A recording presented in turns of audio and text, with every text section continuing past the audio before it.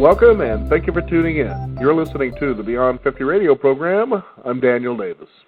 On the program today, we're going to be talking about something that probably a lot of you are familiar with, but might not know really what it is, and that is Lyme disease. This is that condition that can be caused by bacteria, which is transmitted through ticks, which can cause neurological, cardiac, and arthritis disorders.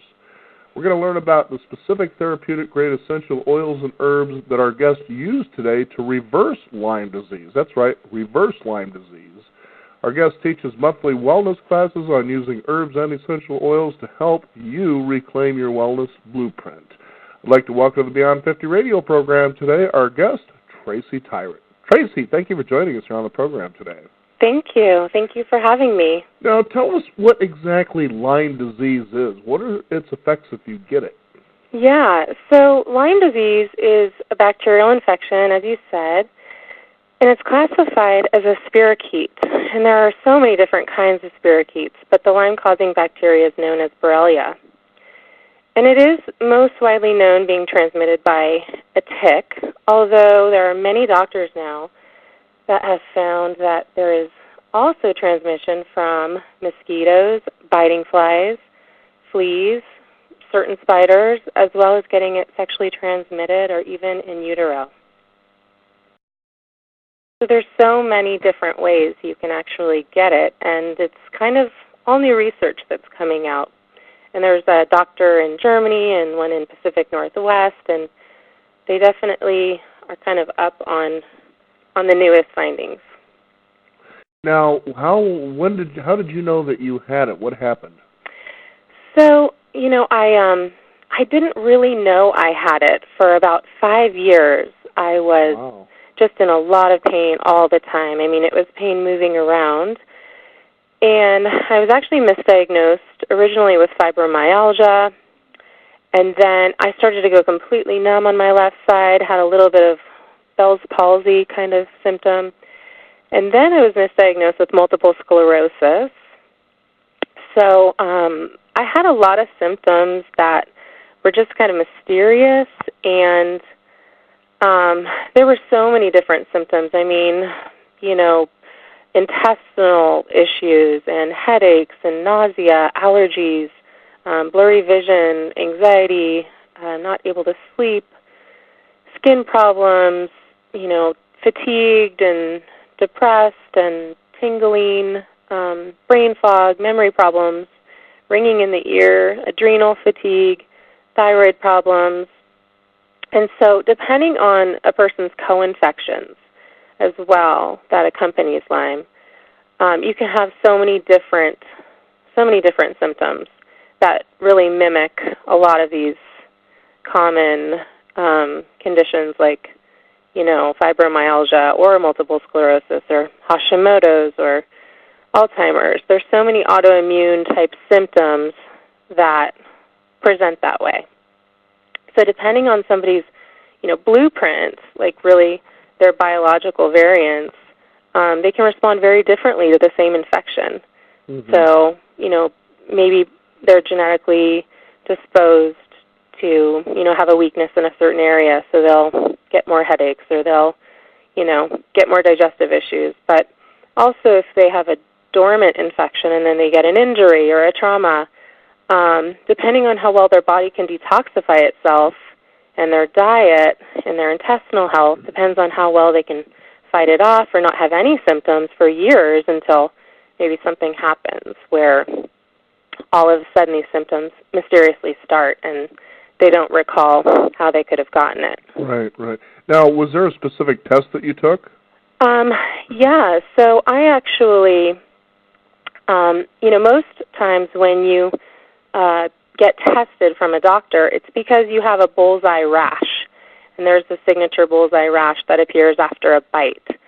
I never got a bullseye rash, and only about 15% of people that get bit by a tick, which I suspect that was probably maybe what I was bit by, even get a rash. I never had a rash, so I can't say for sure the exact moment when I got it, but I did have an urban homestead, and I did sleep in the goat pen one night because the goats were going crazy, and then that next night I had a bit of a fever, and I think I thought I had like a flu. But I didn't know what test to even ask for. I mean, when I went to the doctor and was told I had fibromyalgia, it kind of ended there. And then I was told I had MS. And then it was not until I found a naturopath that gave me a test called the Western blot. And it comes from the Igenics lab. And she also gave me a CD57 white blood cell test. So most people that are really sick with Lyme won't even necessarily get a positive result on that test. Actually, it's very common. I think 30% of people get a negative reading when they actually do have Lyme. So, but the Western blot test is actually the most trusty test out there right now. I think that people just really need to keep looking for a doctor to test them if they have some of those symptoms, so that they know what they, need to be, worried about. So if you get a doctor that knows about Lyme disease symptoms, which very few do, you might get this proper test. So, and that is from one lab. It's independent, and it's called Igenics, and that's IGENIX. Mm-hmm. Now, once you had the diagnosis, what did your doctor recommend you do? So my ND was really not literate on Lyme, and her first thing was, okay, we need to get you to somebody who knows, because I've never dealt with this, because it's, it seems to be kind of a rare thing, although, it's becoming much of an epidemic, especially in Oregon, where I got it, and most people here have never even heard of Lyme. It wasn't on my radar. It wasn't something I suspected. And she sent me to a Lyme specialist, and when I went to the Lyme specialist, she said, yes, this has, been going on so long, it's considered late-stage Lyme. So initially it's in the digestive tract, and it's like digestive Lyme, and then later on it becomes neuro-Lyme. And this was affecting my central nervous system. And she explained to me that I could take synthetic antibiotics, and that would shrink the infection, but it wouldn't eradicate it completely because it was in my central nervous system. And so she said I needed something stronger and something I could use more long-term that wouldn't destroy my gut lining. And, she said preferably natural antibiotics, and that she had seen it work for so many people better than the synthetics, and they could cross the blood-brain barrier. And what she told me was that essential oils could cross the blood-brain barrier. So she prescribed essential oils for me, and then right around that same time, I met somebody, a friend actually introduced me to their friend and said that she had recovered from Lyme disease with these essential oils. So I was definitely going to take that path. I knew that after talking to her that the protocol, she had all my same story. I cried on the phone to her like, oh my gosh, this is, wow, you know what I've been through. And so I followed her lead and, just basically took her protocol on to get myself back. Well, it's very encouraging to know that there was something out there that you finally stepped out of the realm of guesswork. Yes. It seems to be happening, quite frequently when it comes to people getting tested and diagnosed on things and, discovering that originally, well, we were wrong, and so you're in this continuous cycle of testing as people are just guessing what it is. Oh, yeah. And it's, I had done so many things. I actually went through herb school trying to, cure myself of whatever was seemingly, killing me at the time. And it can be lethal if you don't, get the right, the right protocol. And I really didn't know anything about essential oils. Essential oils were kind of like the perfumey thing that, you didn't ingest, you didn't take it seriously. And in herb school, we never really talked about essential oils, but it was a whole new education for me just because even though I knew so much about herbs, I knew a lot about herbal extracts. And herbal extracts, I would kind of compare as like maybe the leaf. If you're steeping a peppermint tea, you're going to take a lot of that leaf and you're going to steep it, and you're going to get that fibrous extract out of there, which is going to have vitamins and minerals, and it's very different than the essential oil. And I like to compare that essential oil to like the white blood cell of the plant, which can, range in strength from, maybe 50 to 70 times stronger than the herbal extract counterpart. And they should be steam distilled or cold pressed out of a plant. They can be found in, the seeds or the bark, the leaves, stems. They're in roots, peels of a plant. And 20% of the plant world is, made up of these aromatic plants, while, 80% are not, and they're all amazing for their therapeutic value. But specifically, the constituents that were in the essential oils is what I needed to get my health back. So now as you started going in this direction, using essential oils to help with trying to reverse the symptoms of Lyme disease, how long did it take before you began to notice the changes for the better? Yeah, right away, I definitely noticed that I was starting to sleep better. And when you can sleep, you can actually start to heal, which was definitely a huge problem for me. I hadn't slept in years. So that first week, I did start to sleep and start to relax. I had anxiety and just, I was in so much pain all the time. So it was hard to have hope that I was ever going to get better. But just using some of the different oils like lavender and, frankincense and oregano and rosemary and cinnamon, there's so many oils I used, but they definitely right away started to make me feel like, okay, this is going to be what's going to change the game, because I started, feeling less pain. My numbness started to go away, which was the biggest symptom for me and the most scary. To go from being in a lot of pain to not feeling anything at all, I was really wishing I had that pain back. And I noticed as I started to take the oils, I did feel worse before I got better. In fact, where I was numb, all of a sudden I had a lot of pain. But that also felt really hopeful, because I thought, okay, well, I'm getting my feeling back, so I'm just going to keep going with this, because, it's better than being numb. So, and I definitely, had a lot of digestive issues. It seemed like all my dormant symptoms really came to the surface in about a month after using the oils. So I did get nervous, like, oh my gosh, I'm feeling everything. I feel horrible. But as I kept, slowly, consistently using the oils and, making sure that I was just drinking a ton of water and detoxifying and taking lots of herbs that were also detoxifying and helping with, water retention and all of the other side effects I was getting, I definitely felt my blueprint coming back around 4 months. And I just kept going, even though I was like, around 5 months, I kind of woke up and thought, oh my gosh, I think this nightmare's over.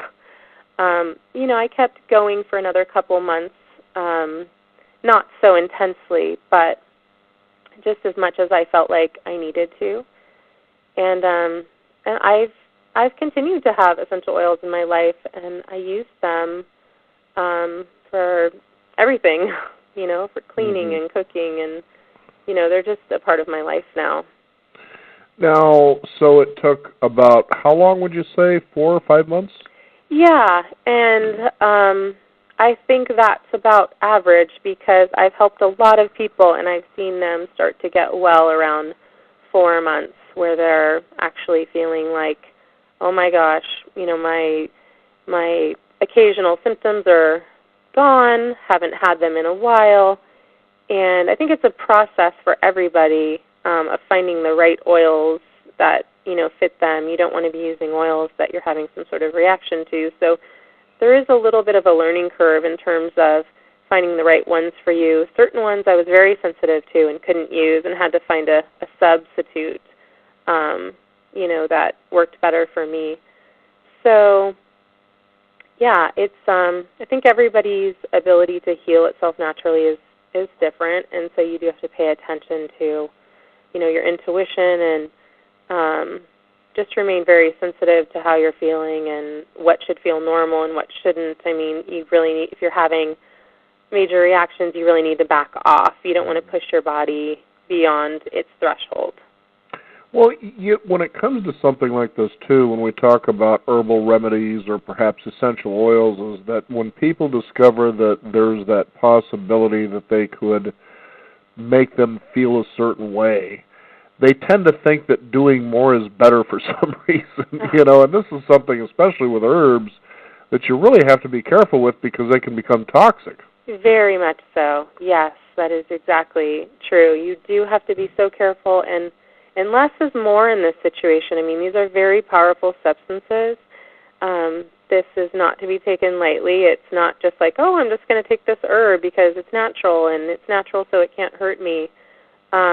Anything can hurt you when you take too much of it, and in this culture we tend to think, more is better, which is absolutely not true in this case. In fact, a lot of people that have Lyme have congested pathways, so their liver isn't working properly, their lungs may not be working fully, their urogenital tract is blocked, and they're not having they're not able to get rid of toxins very easily. There's so many problems that you don't want to go quickly. You want to go as slow as possible and still make progress and still get ahead of the bacteria. So you want to cycle the, different oils in a way that's constantly tricking the bacteria so that they're never getting used to what's coming and you're never getting bogged down with toxicity so that you're not making progress. If anybody's ever having some really negative reaction, I mean, there's certain symptoms that you might get that indicate you're getting well, and it's very hard to sometimes determine if that's a good sign or a bad sign. But certainly if you're having major skin reactions, you know that your liver is completely not able to handle any more detoxifying. Mm-hmm. So that's a sure sign that you should, continue to go so aggressively, and you want to back off.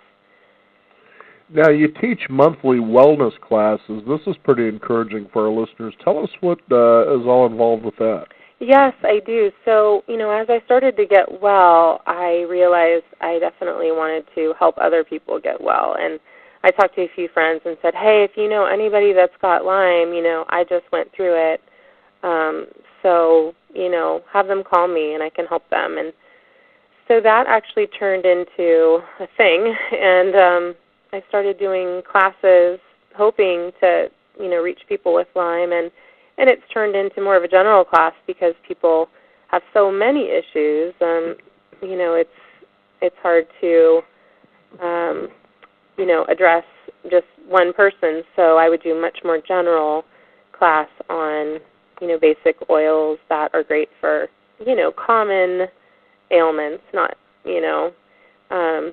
just so specific. But so I do those. I was doing them weekly for 2 years, and now I'm just doing a big class once a month.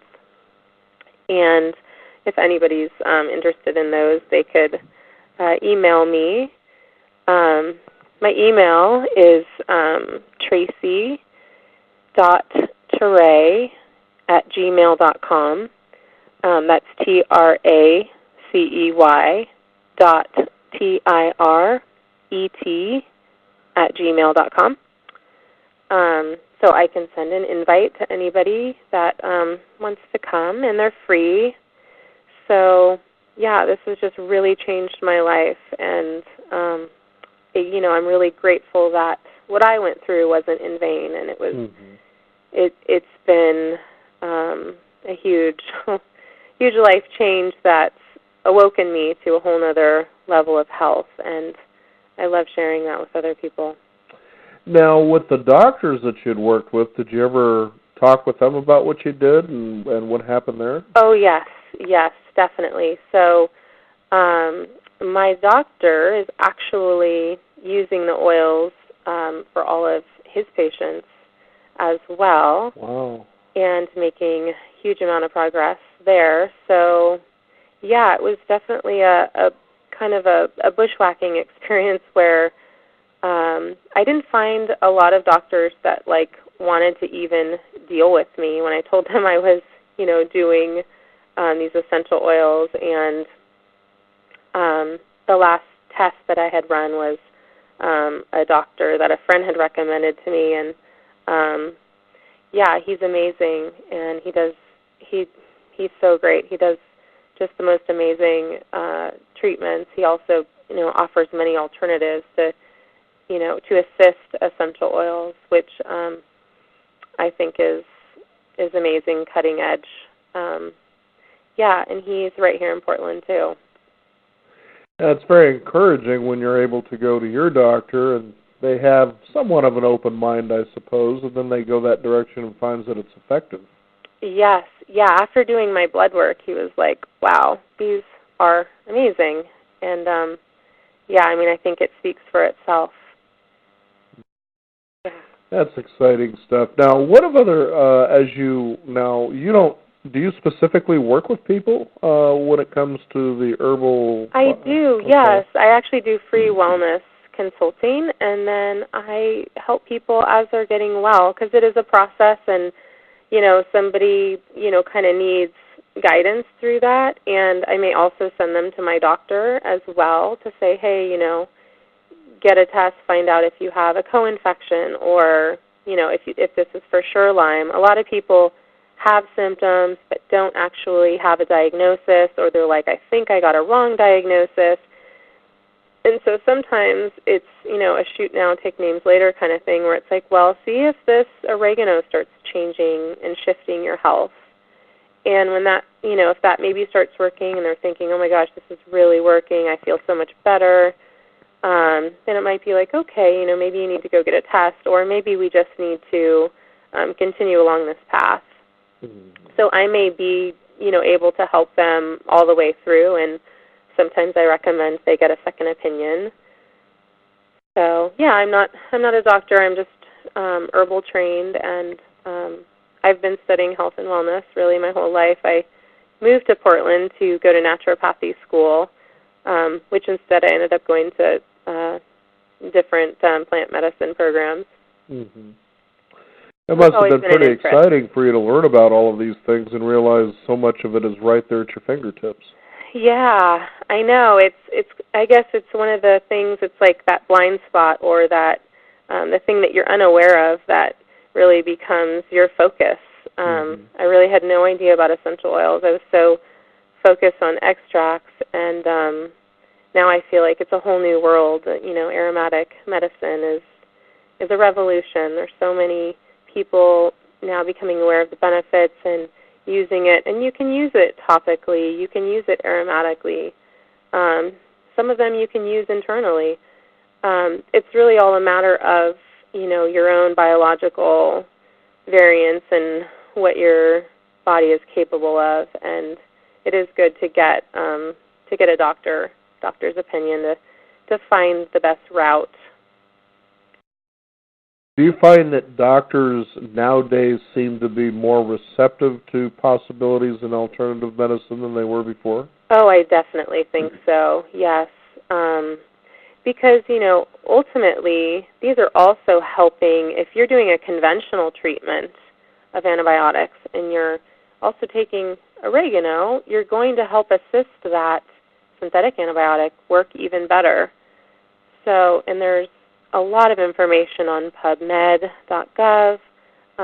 There's so many independent studies, too, that are showing, how much they can actually assist conventional treatments. So it's really up to everybody. I was sort of beyond conventional treatment when when I was finally figured out. Usually what happens is somebody gets a tick bite or some, Lyme infection, and they know right away. The blood test, like there's a Marblot test that you get at the ER that can find out if you've had it within the first 30 days. So then you could just hit it with synthetic antibiotics and you could get well. If you're, past that stage, the Lyme bacteria can actually spiral down out of the bloodstream into the tissues. And so that's when it goes to that late stage, next stage, kind of very hard to find in the bloodstream. So when you get a blood test, it doesn't show up in the blood because it's not there anymore. It's deeper in the tissue. So one thing about, those essential oils is they can get in places that are beyond just the bloodstream. I mean, you can put them on topically. They're going into the bloodstream. They're also going into that localized tissue. So there's definitely an advantage that, essential oils have that I don't find in any other, plant medicine. Mm-hmm. Yeah. Very exciting stuff here to realize that, the body, first of all, is so tremendously resilient. Yes. I mean, it's amazing how toxic we can get to the point of almost being dead and realize just how dirty things seem to have been. Oh, yeah. And then you bounce back and you find something such as what you did, the essential oils and maybe some of the herbs that you had been trained to be able to use and to turn this around, and that the body wanted to do that. It just needed the right aids to do so. Yeah, I mean, really it is the body that is healing itself, and you're really just providing it with another tool that it can use, to just, turn things around. And, I mean, these oils are so great for just even, common cold or, anything that you can think of. I feel like there's some oil that can help assist your body's ability to, improve the immune function, or, there's so many ways that they work, and I think we're really just still in the beginning stages of finding out how they work. It's kind of new but ancient medicine that I feel like has always been with us, and we just are now starting to see the power of it. Very much so. I know it's encouraging when you're watching television in the evening and you see a commercial for a cancer center, and you hear the gentleman who's a doctor who helps treat people with cancer just saying, we find alternatives and natural remedies that complement our treatment structure here. And you're thinking, wow, you didn't hear that 5 years ago. Exactly, yeah. Yeah, I mean, there's only so, a lot of these constituents that we have in these essential oils are really found, in